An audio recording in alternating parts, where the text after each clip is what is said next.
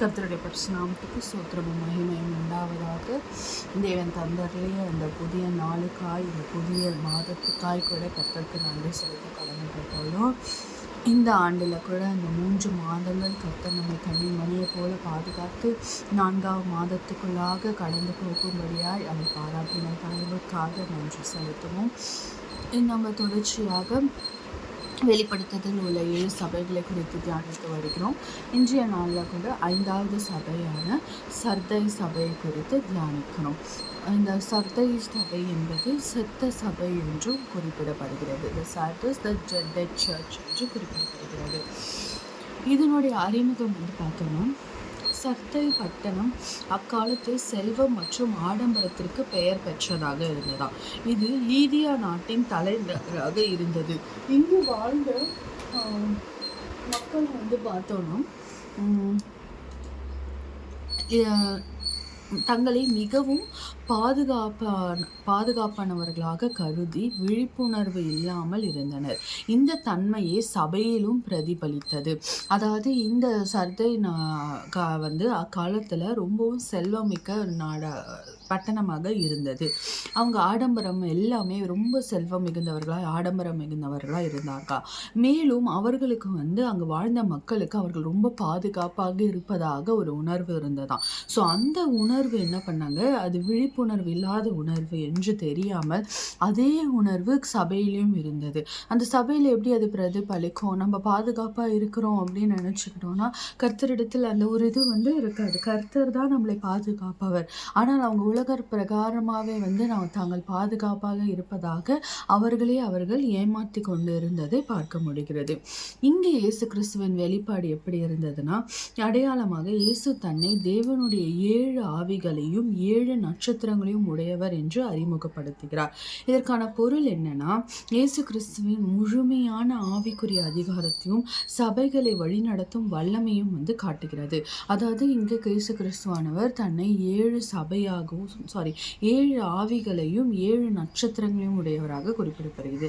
இந்த 7 என்பது ஒரு நிறைவான ஒரு காரியமாக நம்ம பைபிளில் பார்க்கணும். எங்கே பார்த்தாலும் அது 7ன்றது ஒரு நிறைவான காரியம். ஸோ இங்கே இதோட பொருளும் அப்படி தான் வருகிறது. கிறிஸ்துவானவர் முழுமையான ஆவியின் அதிகாரத்தையும் சபைகளை வழிநடத்தையும் வல்லமை உடையவராக இங்கே காண்பிக்கப்படுகிறது. இந்த சபையின் நிலை எப்படி இருந்ததுன்னா, பெயருக்கு உயிரோடு இருத்தல். பெயருக்கு உயிரோடு இருக்கிறாங்கன்னு சொல்கிறாங்க இல்லையா, பெயருக்கு உயிரோடு இருக்கேன் அவ்வளோதான் அப்படின்றாங்களா, அந்த கணக்கு தான் இவங்களும். நீ உயிரோடு இருக்கிறாய் என்று பெயர் கொண்டு இருந்தும் செத்தவனாய் இருக்கிறாய் என்று ஆண்டவர் எச்சரிக்கிறாராம்.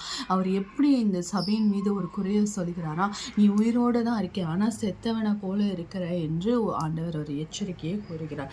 இதற்கு என்ன விளக்கம் என்று பார்த்தோம்னா, சபை வெளியே பார்க்கும்பொழுது சுறுசுறுப்பாகவும் நற்பெயர் கொண்டதாகவும் இருக்குது. ஆனால் ஆவிக்குரிய ரீதியில் பார்த்தோம்னா அது உயர்ந்த நிறையில், அதாவது ஸ்பிரிச்சுவல் உயிரற்ற நிலையில், ஸ்பிரிச்சுவல் டெட்னஸ் என்று குறிப்பிடுகிறாங்க ஆங்கிலத்தில். உயிரற்ற நிலையில் இருக்கிறதா. இவர்களுடைய முன்பாக செம்மையாம் இல்லை. அதாவது இவங்க பேருக்கு இவங்க செல்வம் மிகுந்தவர்கள் இல்லையா, செல்வம் மிகுந்தவர்கள், ஆடம்பரம் மிகுந்தவர்கள். ஸோ பேருக்கு அப்படியே சுறுசுறுப்பாக ஆடம்பரமாக எல்லாமே இருக்காங்க. ஆனால் இவங்க ஸ்பிரிச்சுவலாக பார்க்கும்பொழுது, ஆவிக்குரிய வாழ்க்கையில் பார்க்கும்போது செத்தவர்களாக இருக்கிறார்கள், உயிரற்றவர்களாக இருக்கிறார்கள் என்று தேவன் குறிப்பிடுகிறார். இவர்களுக்கு முன்பையாக செம்மையான எதுவுமே இல்லை.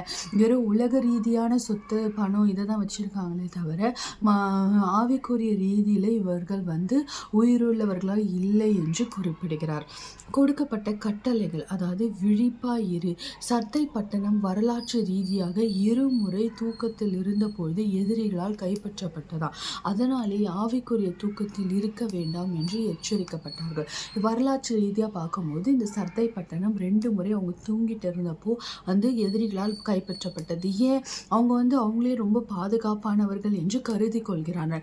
அதனால தான் 2 முறை அவர்கள் தாக்கப்பட்டார்கள். அவர்களுடைய விழிப்புணர்வு இல்லாமையினால் தான். ஸோ தேவன் இங்கே எச்சரிக்கிறார் என்ன என்றால், அதே போல தூக்கத்தில், ஆவிக்குரிய வாழ்க்கையிலும் தூக்கத்தில் இருந்தீங்கன்னா தூக்கத்தில் இருக்க வேண்டாம் என்று எச்சரிக்கை செய்கிறார். உறுதிப்படுத்துது, சாக போகிற மீதியானவைகளை உறுதிப்படுத்த வேண்டாம். எது சாக போகிறவர்கள்? உலக பிரகாரமான காரியங்கள், உலக பிரகாரமான ஆடம்பரத்துக்கும் உலக பிரகாரமான செல்வத்துக்கும் அவங்க உறுதிப்படுத்தி அதற்கு முக்கியத்துவம் கொடுத்தாங்க. அதை பண்ண வேண்டாம் என்று இயேசப்பா சொல்லுறாரு. அப்போ உலக பிரகாரமாக எதுவுமே வேணாம் கேட்டாலும் எல்லாமே வேணும் தான். ஆனால் நம்மளுக்கு தேவைக்கான அளவுக்கு வேணும். அது நம்மளை ஆட்சி செய்யக்கூடாது. நம்ம அதுக்கு அடிமையாக இருக்கக்கூடாது. அப்படியான ஒரு காரியத்தை தான் தேவன் வெறுக்கிறவராக இருக்கிறார். நம்ம தேவைக்கானதான் இந்த உலக பிரகாரமான செல்வமே தவிர அதற்கு அடிமையாக நம்ம இருக்கக்கூடாது. நமக்கு அடிமையாக தான் அது இருக்கணும் என்பது தான் இங்கே தேவன் சொல்லக்கூடிய ஒரு காரியம். நினைவு கூறன் மனம் திரும்பு. பெற்றுக்கொண்ட சத்தியத்தை நினைத்து பார்த்து உடனடியாக தவறான பாதையிலிருந்து விலக வேண்டும். இவங்களுக்கு என்ன எச்சரிக்கை கொடுக்குறாருன்னா, ஏசப்பா உடனடியாக உன்னோட பாவத்தை நினைச்சு நீ அந்த வழியிலேருந்து மனம் திரும்பணும். எவ்வளோ தூரம் அந்த பாதையில் போயிருந்தாலும் பரவாயில்ல, ஒரு யூட்டர்ன் அடித்து அந்த பாதையிலேருந்து விலகி தவறான பாதையிலிருந்து விலகி அவங்களுக்கு கொடுக்கப்பட்ட சத்தியத்தை நினைத்து மனம் திரும்ப வேண்டும் என்று தேவன் கூறுகிறார். மீதியான சிலர், அதாவது சத்தையில் தங்கள் வஸ்திரங்களை கரைப்படுத்தாத சில பேர் இருந்தார்கள். அவர்கள் தகுதி உள்ளவர்களாய் இருப்பதால் இயேசுவோடு வெண் வஸ்திரம் தரித்து நடப்பார்கள் என்று வாக்குறுதி அளிக்கப்படுகிறது. நம்ம எல்லா இதுலேயும் சபைகளையும் பார்க்கும்போது அந்த பாவப்பட்ட சூழ்நிலையும் ஒரு சில பேர்கள் கரைப்படாமல் தங்களை பாதுகாத்து பரிசுத்தமாக இருப்பதை பார்க்க முடிகிறது. ஸோ அவர்களையும் தேவன் அவர்களை மறவாமல் அவர்களுக்கான வாக்குறுதிகளையும் தேவன் தந்தருளிவது பார்க்க முடிகிறது. இயேசப்பா பொதுவாக பார்க்காம இந்த ஊர் இந்த பட்டணம் சாபப்பட்டது, நான் எல்லாரையும் எச்சரிக்கிறேன், எல்லாரையும் இது பண்ணுறேன்னு இல்லை. அங்கே கொஞ்சம் பேர் யாராவது ஒருத்தர் நன்மையானவர்கள் இருந்தாலும் அவர்களையும் தேவன் நினைவு கூறுகிறார். அப்படியா தான் எங்கேயும் தங்களை கரைப்படுத்தி கொள்ளாத ஒரு சிலர்கள் இருந்தார்கள். அவர்களுக்கு தேவன் வெண் வஸ்திரம் தரித்து என்னோடு நடப்பார்கள் என்று ஒரு பெரிய வாக்குறுதியை அளிக்கிறதை பார்க்க முடிகிறது. ஜெயங்கொள்ளுகிறவர்களுக்கு கிடைக்கும் வாக்குத்தத்தம் என்னன்னு பார்க்கும்போதுதான் வெண் வஸ்திரம், அதாவது இது பரிசுத்தத்தையும் நீதியும் குறிக்கிறது. ஸோ அந்த சில பேருக்கு கொடுக்கப்படுகிற அந்த வெண் வஸ்திரமானது இந்த பாவிகளாக இருக்கிறவர்களும் தங்கள் மனதை மாற்றிக்கொண்டு மனம் திரும்பி அவர் வழியில் நடக்கும்போது அவர்களுக்கு கொடுக்கப்படும் வாக்குத்தத்தமும் இந்த வெண் வஸ்திரம் தான். ஜீவ புத்தகம், ஜெயங்கொள்ளுகிறவனுடைய பெயர் ஜீவ புத்தகத்தில் எழுதப்படும், அது ஒருபொழுதும் கிறுக்கப்படாது என்று குறிப்பிடப்படுகிறது. நம்ம நினைக்கல, நம்ம ஒரு நன்மை செஞ்சுட்டோம்னா ஜீவ புத்தகத்தில் நம்மளோட பேர் இடம் பெற்றோம். ஆனால் அது யாராலையும் அழிக்க முடியாது, கிடையவே கிடையாது.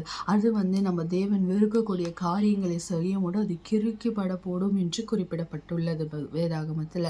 ஸோ இங்கே அப்படி தான் சொல்லிக்கிறாங்க. அப்படி ஜெயம் கொள்ளுகிறவனுடைய பெயர் வேத புஸ்தகிலிருந்து ஒருபோதும் கிறுக்கப்பட மாட்டாது என்று குறிப்பிடுகிறது.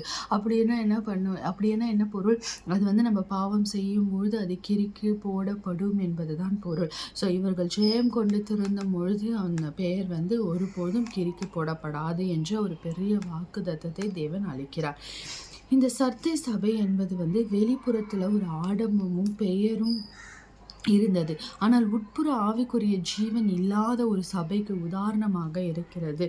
அதனால தான் இதற்கு செத்த சபை என்ற பெயரும் இடப்பட்டுள்ளது. ஸோ நாமும் கூட இன்று நாளில் பார்க்கும் பொழுது பரிசுத்தத்தோடும் இருக்க வேண்டும் என்பதை இப்பாடத்தின் மைய கருத்தாக குறிப்பிடப்படுகிறதை நாம் பார்க்க முடிகிறது.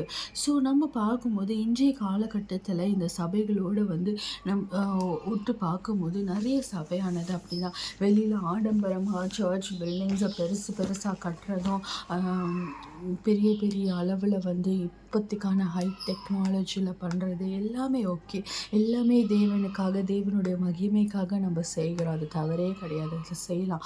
ஆனால் அதற்கு நம்ம அடிமையாகி விடக்கூடாது. தேவனுடைய மகிமை வெறும் ஃபோன்லேயோ வெறும் அந்த ஸ்டேஜ்லேயோ அந்த பில்டிங்ஸ்லேயோ இல்லை. நம்ம தேவன் வந்து ஜீவனுள்ள தேவன். அவருடைய ஜீவன் வந்து ஜீவ வார்த்தைகள் இருக்கிறது. அவரிடத்துல நம்ம போகும்போது ஒரு மகிமையோடு, பயத்தோடு, தேவ பக்தியோடு போகும்பொழுது தான் அந்த ஒரு பிரசனத்தை நம்மளால் உணர முடியும். கட்டப்படுகிற பெரிய பெரிய பில்டிங்ஸ்னால் அதை உணரப்படுத்த மாட்டாது. ஹை டெக்னாலஜினால் அதை உணர்த்தப்பட மாட்டாது. மாறாக தேவனை நம்ம முழு மனதோடு அவரை ஆர்ப்பரித்து அவரை வந்து ஆராதிக்கும் பொழுதுதான் அந்த பிரசனத்தை உணர முடியும் என்பதுதான் இது குறிப்பிடப்படுகிறது. இந்த டெட் சர்தையை போல நாமும் கூட நம்ம இன்று ஆவிக்குரிய வாழ்க்கையில செத்தவர்களாக இருக்கிறோம். நம்ம வந்து நம்ம நினைச்சு பார்த்தோம்னா நம்ம ஆவிக்குரிய வாழ்க்கையில நம்ம வந்து மென்மேலும் உயர்வதற்கு நம்ம என்ன ஸ்டெப் எடுக்கிறோம். நம்ம ஒரு இடத்துல நம்ம வேலை செய்கிறோம்னா அங்கே ப்ரொமோஷன் வாங்கவோ, அந்த இடத்துல இருந்து உயர்வு பெறவும், இல்லை நம்ம படிக்கிறோன்னா நம்மளோட எக்ஸாம்ஸில் நல்லா படித்து மதிப்பெண்களை எடுக்கவும் நம்ம எவ்வளோ முயற்சி செய்கிறோம். அதிகாலையில் எழுந்துக்கிறது, படிக்கிறது, எதையும் சாக்ரிஃபைஸ் பண்ணுறது, அதில் மாத்திரம் முழு கவனம் செலுத்துவது, அந்த ப்ரொமோஷன்ஸ் வாங்கிறதுக்கு நம்ம எவ்வளோ பாடுபடுகிறோம். இதெல்லாம் நம்ம உலக பிரகாரமான காரியங்களுக்கு எவ்வளோ செய்கிற நம்ம ஆவிக்குரிய வாழ்க்கையில் வளர்வதற்கு என்ன முயற்சி எடுக்கிறோம் என்று நாமே இன்று வந்து ஆராய்ந்து பார்க்க வேண்டும். நம்ம வந்து உலகத்தரமான காரியங்களை நம்மளை மெச்சிக்கொண்டு வாழ வேண்டும் என்று நினைக்கும் ஆவிக்குரிய வாழ்க்கையில செத்தவர்களாக இருப்பதையே. ஏன்னா வந்து நம்ம தேவனை வந்து டேக் இட் ஃபார் கிராண்டடாக எடுத்துக்கிறோம். தேவன் வந்து நம்ம என்ன பண்ணாலும் நம்மளை மன்னிச்சிடுவார், நம்ம என்ன சொன்னாலும் இது பண்ணிடுவார் அப்படின்ற எண்ணம் நமக்குள்ளே வந்துடும். ஏசப்பா எப்பயோ நம்ம போய் கேட்டோன்னா மன்னிச்சிடுவார், நம்ம போய் மன்னிப்பு கேட்டுட்டு ஒரு காரியத்தை கேட்டோன்னா உடனே கொடுத்துருவார். அந்த மாதிரி டேக் இட் கிராண்டடாக அவருடைய இரக்கத்தை வந்து நம்ம கிராண்டடாக எடுத்துக்கிறோம். ஆனால் நம்ம ஒரு விஷயம் புரிஞ்சுக்க மாட்டேங்கிறோம். நம்மளோட பாவங்களும் நம்மளோட தவறான செயல்கள் ஒவ்வொன்றும் அவரை வந்து அவ்வளவு காயப்படுத்தும். நம்ம மீண்டும் மீண்டும் அவரை வந்து குரூசிஃபை பண்ணுறோன்றதை வந்து நம்ம உணர்ந்து கொள்ள மாட்டேங்கிறோம். அந்த ஒரு முறை சிலுவையே அவர் எவ்வளோ பாடுபட்டார், எவ்வளவு நிந்தையை அனுபவிச்சார். 40 சவுக்கடிகள் சும்மா கிடையாது. அந்த சவுக்கில் அவ்வளோ ஒரு வேதனை தரக்கூடிய அந்த கண்ணாடிகளும் அவ்வளவு பொருத்தப்பட்டு இருக்கிறதாய் வந்து கூறப்படுகிறது. அப்படி இருக்கும்போது அதில் ஒரு அடியை கூட நம்மளால் தாங்க முடியாது. அந்த ஒரு அடிக்கே நம்ம சுருண்டுருவோம். அப்படி இருக்கும்போது நமக்காக 40 சவுக்கடிகளை வந்து அவர் தாங்கி கொண்டு அவ்வளவு நிந்தித்தாங்க, அவர் அவமானப்படுத்தினாங்க. எல்லாமே நம்மளோட பாவத்துக்காக அவர் தாங்கி கொண்டார். ஆனால் நாம் இன்னைக்கு அவருக்காக என்ன செய்கிறோம்? ஒன்றுமே தராத இந்த உலகத்துக்காக எல்லாத்தையும் நம்ம தான் தேடி கண்டுபிடிச்சி எடுக்கிறோம். அப்படிப்பட்ட இந்த உலகத்துக்காக நம்ம வந்து நம்மளை தியாகம் செய்வதும் சாக்ரிஃபைஸ் பண்ணுறதும் எவ்வளோ காரியங்களை பண்ணுகிறோம். ஆனால் தேவனுடைய காரியம் வரும்போது நம்ம ஈஸியாக காம்ப்ரமைஸ் ஆகிடுறோம். உலகத்தோட காரியத்தை வந்து பார்க்கும்போது நம்ம தேவனுக்கு கொடுக்குற நேரம் கம்மியாகிடுது. ஈஸியாக நம்ம சாக்கு போக்கு சொல்கிறோம். நான் வந்து இங்கே நான் டயர்டாக இருக்கேன், நான் இப்படி பண்ணுறேன், நான் வந்து இவ்வளோ நேரம் உழைக்கிறேன், நான் இவ்வளோ டயர்டாக இருக்கேன், எனக்கு இந்த வலி அந்த வலின்னு தேவனோட காரியம் வரும்போது நம்ம காம்ப்ரமைஸ் ஆக தொடங்கி விடுகிறோம். அந்த காம்ப்ரமைஸ் நம்ம தேவனுக்காக எந்த காம்ப்ரமைஸும் வந்து நம்ம உலக காரியங்களுக்காக தேவனை வந்து விட்டு கொடுக்க கூடாது. தேவனுடைய நேரம் என்பது ஒரு நாளைக்கு நீங்கள் இவ்வளோ நேரம் தேவனுக்கு கொடுக்கணுன்னா அதை கொடுக்கணும். அந்த நேரத்தை வேறு எந்த காரியத்துக்காகவும் நீங்கள் அதை காம்ப்ரமைஸே பண்ணக்கூடாது. அதுதான் தேவன் வந்து நம்மளிடத்துலேருந்து எதிர்பார்ப்பது. நம்மளுடைய தேவன் வந்து இந்த உலகம் எதிர்பார்க்குற மாதிரி பொண்ணையோ பொருளையோ காசையோ பணத்தையோ எதிர்பார்க்கல. தேவன் நம்ம அன்பை மாத்திரம் தான் எதிர்பார்க்குறாரு. அவர் நமக்காக அவ்வளோ கடினப்பட்டார். அதனால் நீயும் கஷ்டத்தை அனுபவின்னு தேவன் சொல்லலை. மாறாக வந்து அவர் நம்மிடத்தில் அன்பை மாத்திரம்தான் எதிர்பார்க்கிறார்.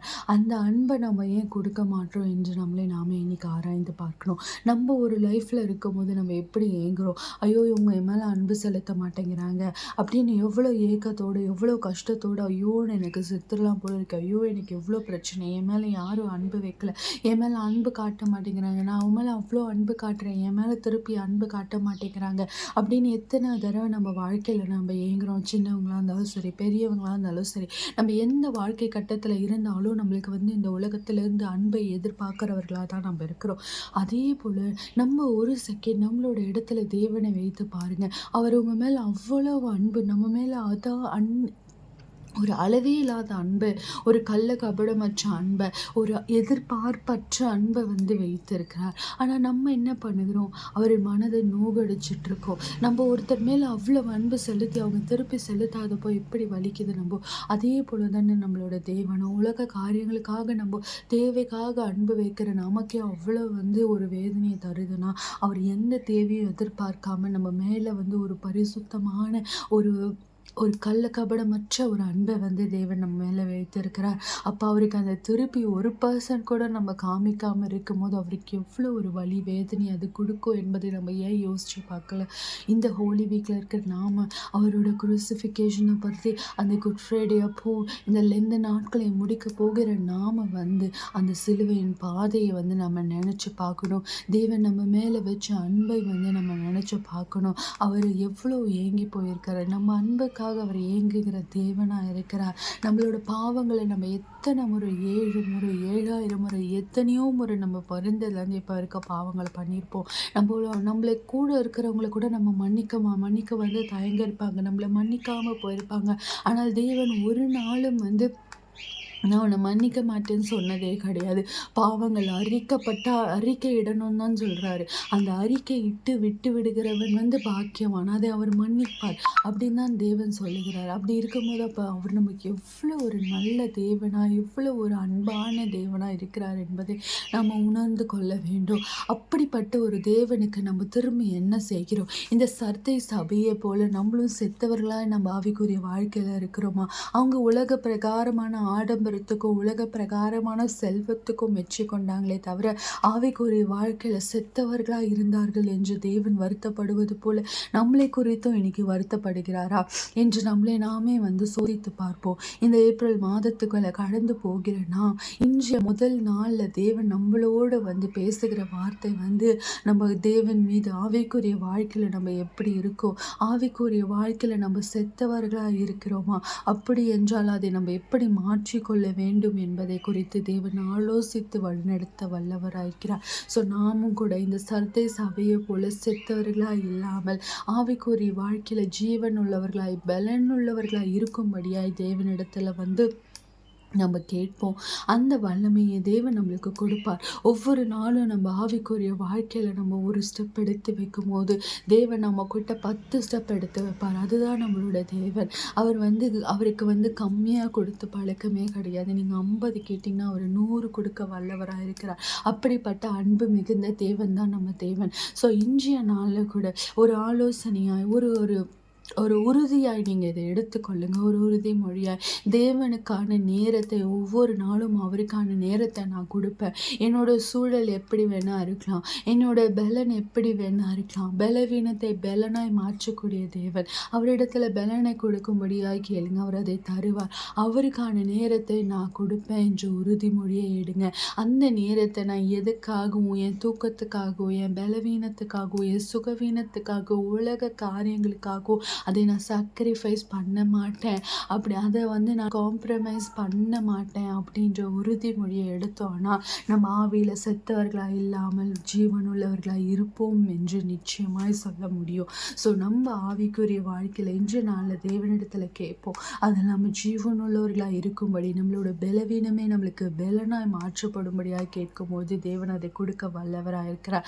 நாமும் கூட இந்த சர்தேய சபை போல தேவன் நம்மளை குறித்து வருத்தப்படாமல் செத்தவர்களாய் இல்லாமல் ஜீவனுள்ளவர்களாய் வாழும்படியாய் தேவனுக்காக நம்ம கொடுக்கும்போது நம்ம ஒன்றும் இல்லை, அந்த தேவனுக்கான நேரத்தை அவரோட ஆவிக்குரிய வாழ்க்கையில் நம்ம வாஞ்சியாக இருந்தோம்னா இது ஒரு சின்ன விஷயம்தான். ஆனால் தேவன் அதுக்கு மாறாக என்ன வாக்குறுதி கொடுக்குறாருன்னா, ஜீவ புஸ்தகத்தில் பேர் எழுதப்படும், வெண் வஸ்திரம் உனக்கு கொடுப்பேன் அப்படின்றாரு. தேவ சமூகத்தில் அங்கீகாரம் கொடுப்பேன் அப்படின்ற ஒரு பெரிய பெரிய பெரிய வாக்குறுதிகளை கொடுக்குறார். ஆனால் அந்த வாக்குறுதிக்கு நம்ம என்ன செய்யணும்னு நினச்சா ஒன்றுமே இல்லை. ஒரு சிம்பிளான விஷயம், நம்ம ஆவிக்குரிய வாழ்க்கையில் அவர் கூட வளரணும், அவரோடு நம்ம உறவு வைத்துக்கொள்ளணும், அவரோடு நம்ம அன்பாக இருக்கணும், அவரோடு நம்ம ஐக்கியமாக இருக்கணும், அவருக்கான நேரத்தை நம்ம செலவிடணும். இவ்வளோதான் அவர் கேட்குறாரு.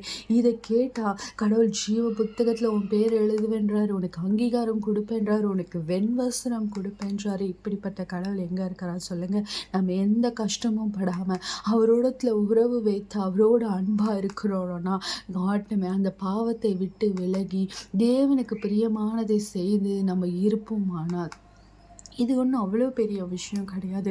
உலகம் இது இன்மைக்குரிய உலகம். அந்த பாவத்தை முக்கியத்துவம் நம்ம கொடுக்காம தேவனுக்கு நம்ம முக்கியத்துவம் கொடுத்து அவருக்காக நம்ம வாழும்போது தேவன் கொடுக்குற வாக்குறுதிகளும் ஆசீர்வாதங்களும் நம்ம எண்ணி முடியாத அளவுக்கு பெரிய காரியங்களாக இருக்கும் என்று தேவன் வாக்குறுக்கிறார். ஸோ இன்றைய நாளில் நம்ம ஒரு உறுதிமொழியை எடுப்போம். சர்தே சபையை போல நான் செத்த சபையாக இல்லாமல் என் ஆவிக்குரிய வாழ்க்கையில் நான் ஜீவனுள்ளவர்களாக இருப்போம் என்று உறுதி அளிப்போம். ஜெபிக்கலாமா? நிச்சயம் இன்று மாறாத நல்ல தகப்பனே அப்பா, இதோ இந்த மாதத்தின் முதல் நாளில் கூட அப்பா உம்மை நோக்கி பார்க்கும்படியா நீ தந்த கிருபைக்காக ஈவுக்காக நன்றி அப்பா.